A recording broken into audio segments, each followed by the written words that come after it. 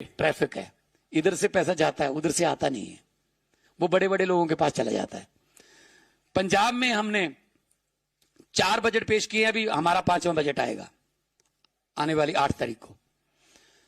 4 budget पेश किए हैं। पंजाब में 90% घरों की बिजली जो है, 90% घरों को बिजली का बिल 0 आता है। फिर भी हमारा बिजली बोर्ड घाटे में नहीं है। हमने थर्मल प्लांट खरीदा है प्राइवेट कंपनी से, जीवी के प्राइवेट कंपनी है, उसके पास थर्मल प्लांट था, हमने खरीदा है गवर्नमेंट ने। पहली बार उल्टी गंगा बही है, नहीं तो बेचते हैं, तेल बेच दो, रेल बेच दो, भेल बेच दो, जहाज बेच दो, सब कुछ बेच दो, लेकिन हमने खरीदा है, पब्लिक सेक्टर को खरीदा है गवर्नमेंट ने। बिजली फ्री, खेतों में बिजली फ्री आती है, बिल्कुल ट्यूबवेल की बिजली बिल्कुल फ्री है पंजाब में, और आती भी दिन में है। यह सबसे बड़ी बात है, नोट कर लेना जी। सबसे ज्यादा लोग इस बात से खुश हैं कि दिन में बिजली आती है। पूरी दुनिया के ऑफिस जो हैं वो 9 से 5 है उसका टाइम, तो किसानों का ऑफिस क्या है? खेत। तो वो 1:30 बजे रात को क्यों जाए भाई? पूरे देश का पेट भी पालना है, और 1:30 बजे ठंड में गर्मी में वो उसको जाना पड़ेगा। तो हमने दिन में बिजली देते हैं, किसान भी बार ऑफिस की तरह जाता है खेत। फिर आम आदमी क्लिनिक हमने गांव में खोले। हमारा 3 किस्म का लेयर है इलाज का।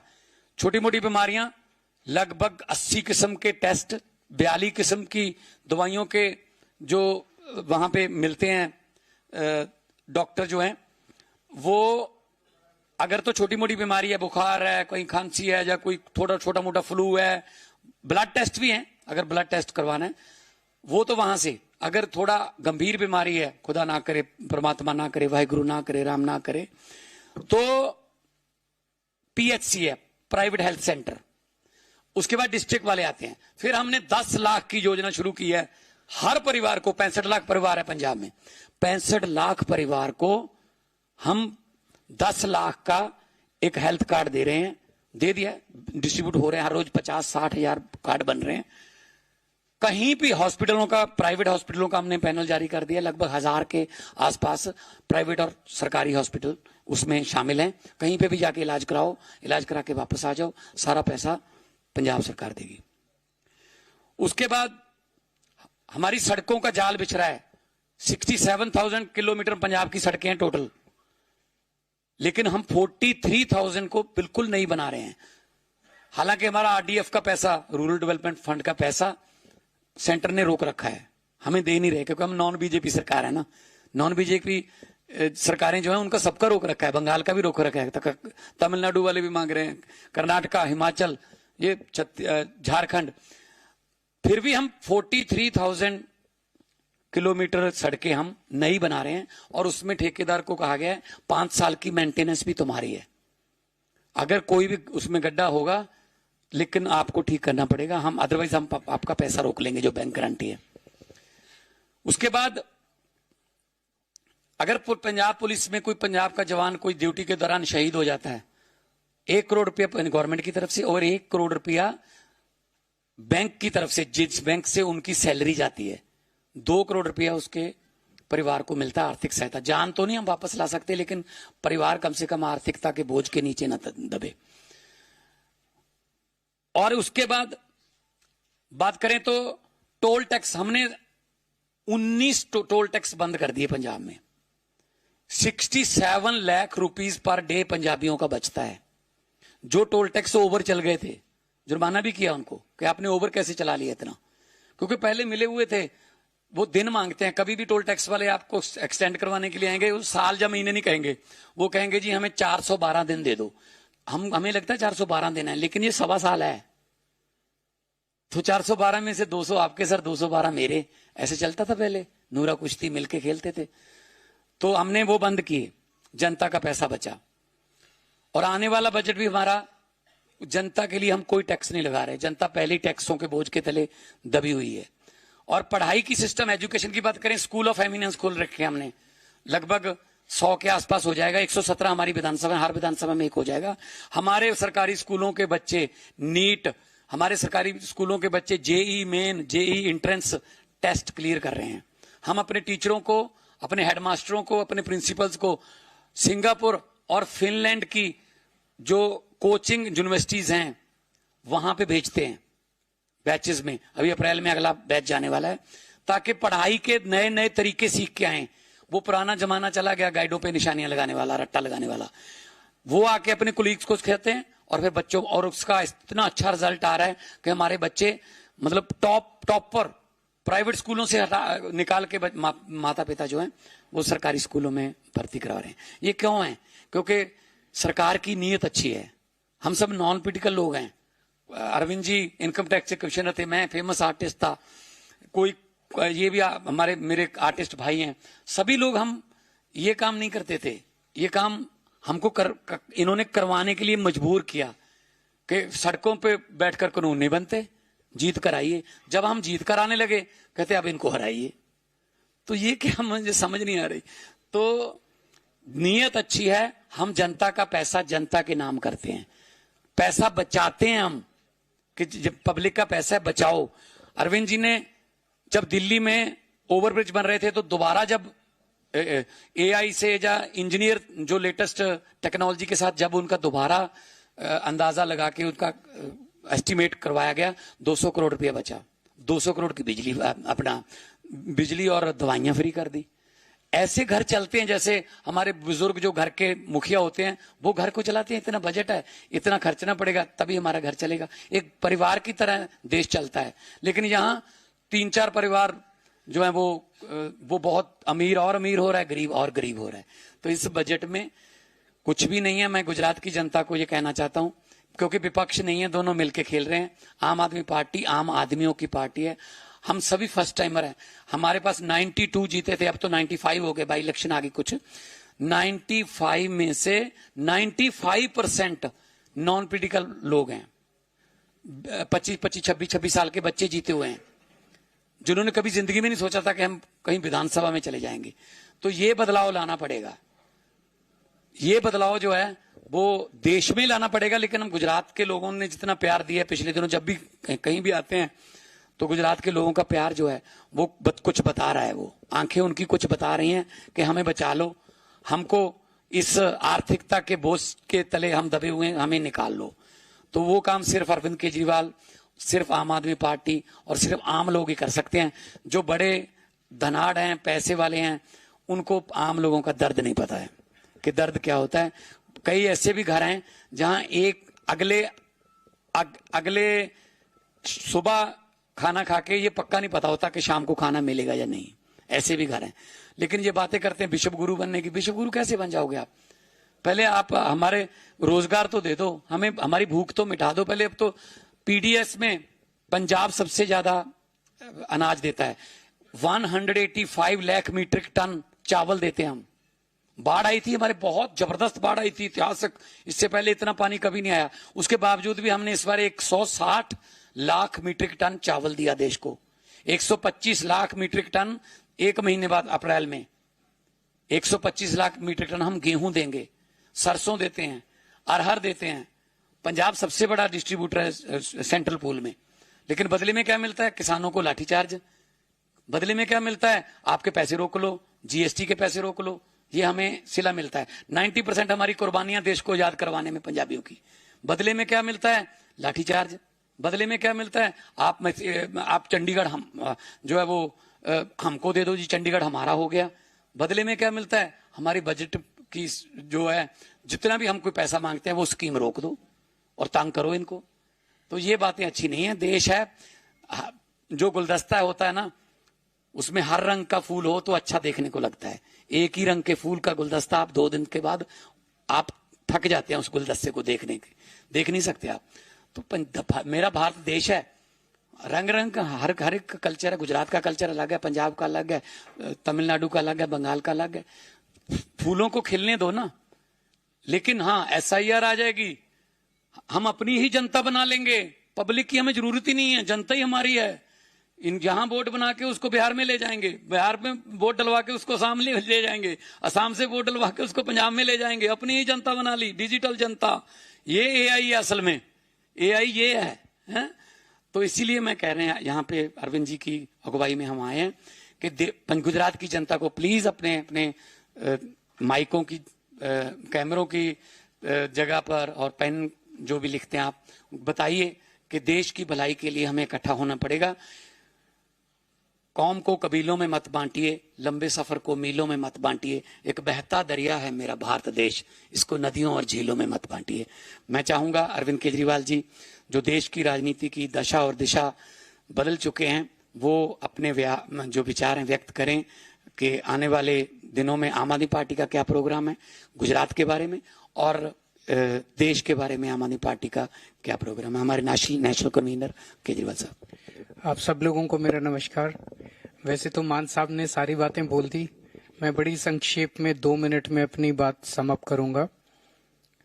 अभी 2-3 दिन पहले गुजरात का बजट आया। बजट से लोगों को बहुत उम्मीद होती है और खास करके आम आदमी को बहुत उम्मीद होती है। आम आदमी के घर का बजट काफी हद तक सरकारी बजट पे निर्भर करता है। कौन सी चीज सस्ती होगी, कौन सी चीज महंगी होगी, क्या होगा, शिक्षा का क्या होगा, स्वास्थ्य का क्या होगा। पर बड़े दुख के साथ कहना पड़ रहा है, इस पूरे बजट को हम लोगों ने, हमारी पूरी पार्टी के सीनियर लीडर्स ने स्टडी किया और इस पूरे बजट में आम लोगों के लिए कुछ भी नहीं है। ना शिक्षा के लिए कुछ है, ना स्वास्थ्य के लिए कुछ है, ना सड़कों के लिए कुछ है, ना किसानों के लिए कुछ है, न व्यापारियों के लिए कुछ है, न महिलाओं के लिए कुछ है, न बेरोजगारों के लिए, किसी भी समाज के तबके के लिए कुछ भी नहीं है। चुनाव आज से 1.25 साल बाद हैं। अक्सर ये देखने में आया है कि जब चुनाव आते हैं तब तो कम से कम डरती हैं पार्टियां। उन्हें लगता है चुनाव आ रहा है, कुछ कर लो, चुनाव आ रहा है, जनता को कुछ सहूलियत दे दो ताकि हमें वोट मिल जाए। गुजरात सरकार को उसकी भी चिंता नहीं है। तो जैसे अभी मान साहब ने इतनी सारी बातें कही, गुजरात में 30 साल से बीजेपी की सरकार है। 30 साल से बीजेपी की सरकार है। अब जब आप बीजेपी वालों से बात करते हो, उनसे कहते हो भाई पंजाब में हमने 10-10 लाख रुपए का हर परिवार, 10 लाख रुपए का बीमा एक परिवार का कोई छोटी बात नहीं होती। आप भी अगर अपना प्राइवेटली अगर घर से अगर परिवार का बीमा कराने जाएंगे, 10 लाख रुपए का बहुत कम लोग कराते हैं। कोई 5 लाख का, 4 लाख का, इतने का ही मैक्सिमम कराता है। 10 लाख रुपए का आप उसमें फोर्टिस में, मैक्स में, अपोलो में इलाज करा लो, जो बेस्ट अस्पताल हैं।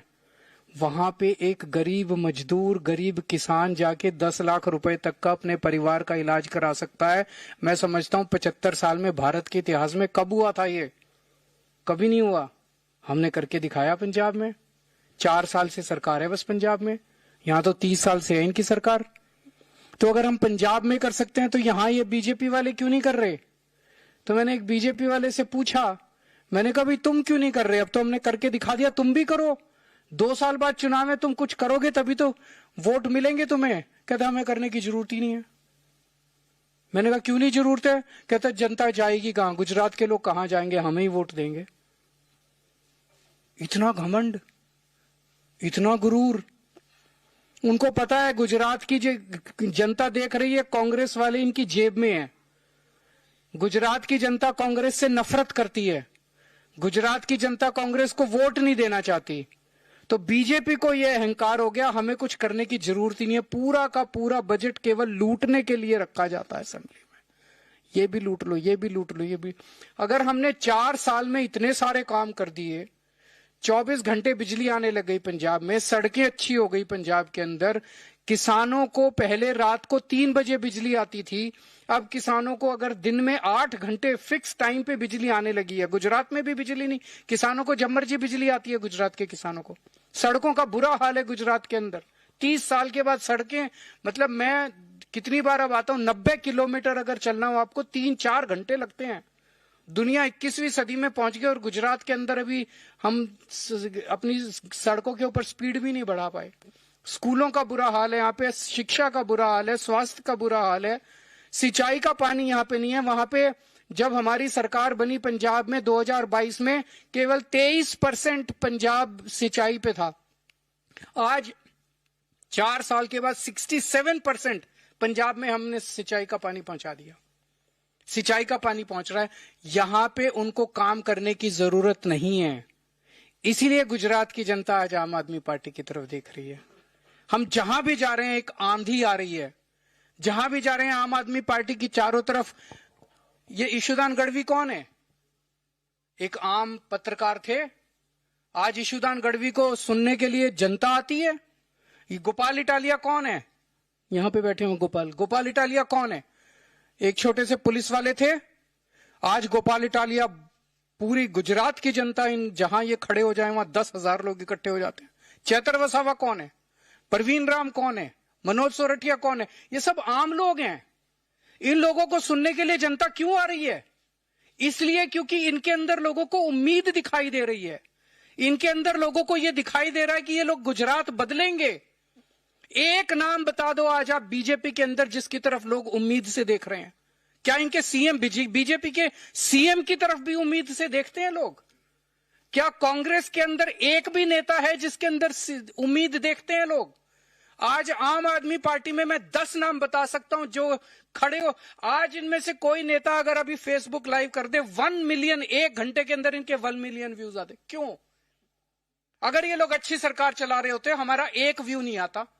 आज अगर ये लोग अच्छी सरकार चला रहे होते हमारे को सुनने कोई नहीं आता। आज पूरे गुजरात के अंदर जहां ये लोग चले जाए वहां 10-10 हजार, 20-20 हजार लोगों की भीड़ ऐसे ही इकट्ठी हो जाती है कि ये लोग आए हैं, आम आदमी पार्टी वाले आए हैं। क्यों? ये उम्मीद है। बीजेपी और कांग्रेस से लोग परेशान हो चुके हैं और बीजेपी ने जिस तरह से गुजरात के लोगों का तिरस्कार और अपमान करना, गुजरात के लोगों की अस्मिता का अपमान करना शुरू किया है, ये लोग बर्दाश्त करने वाले नहीं है। आम आदमी एक रोटी कम खा लेगा, अपना इज्जत अपमान बर्दाश्त नहीं करेगा कभी भी। जिस तरह से लोग पकड़ पकड़ के जेल में, किसान अपनी आवाज उठाते हैं, पकड़ के जेल में झूठे केस लगा देते हैं, 4-4 महीने जेल में रखते हैं। भेड़ बकरियां समझने लगे, इंसान को इंसान नहीं समझते। गुजरात के लोगों को इंसान नहीं समझते। ये लोग पकड़ पकड़ के जेल में डाल देते हैं, झूठे केस लगाते हैं और कहते हैं जाएंगे कहां, वोट तो हमें ही डालनी। इस बार नहीं पड़ेगी तुमको, बीजेपी वालों समझ लो, इस बार वोट नहीं पड़ेगी। इस बार आम आदमी पार्टी आ गई है, लोगों की पार्टी आ गई है। तो ये बजट इनका गरूर दिखाता है, ये बजट इनका अपमान, अब इनका वो दिखाता है, ये अपमान है। ये बजट गुजरात के लोगों का अपमान है और 1.25 साल बाद जो चुनाव होगा उसमें जनता इसका जवाब देगी। अगर आपके कोई क्वेश्चन है तो आप।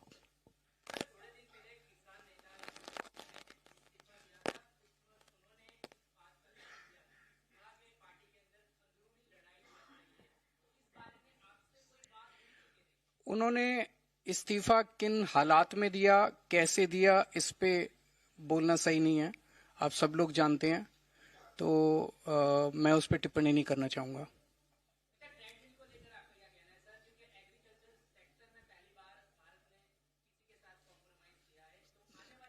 जो ट्रीटी है, ट्रीटी के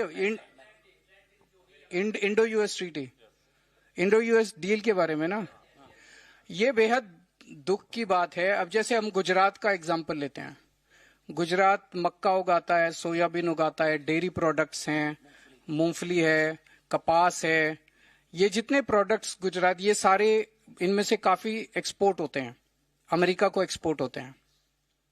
अब इस ट्रीटी में ये लिखा है कि जो माल हम अमेरिका को भेजेंगे, अमेरिका उस पर 18% लगाएगा। तो अमेरिका के अंदर जब हमारा माल जाएगा 18% महंगा होगा, तो अमेरिका में हमारा कंपटीशन बचेगा ही नहीं। तो हमारा किसान जितना माल अभी तक भेजते थे सारा एक्सपोर्ट हमारा बंद हो जाएगा। अमेरिका वाले जब अपनी कपास यहां पे भेजेंगे, उस पर पहले कितनी ड्यूटी लगती थी कपास के ऊपर? काफी ड्यूटी लगती थी, वो ड्यूटी इन्होंने 0 कर दी है। तो अब अमेरिका की कपास गुजरात में आएगी और अमेरिका की कपास गुजरात में जब बिकेगी, हमारा किसान उससे कंपटीशन नहीं कर पाएगा। तो हमारे किसान की कपास ना तो इंडिया में बिकेगी और ना वो अमेरिका में बिकेगी। हमारा किसान कहां जाएगा? पंजाब का। तो यही पंजाब का हाल है।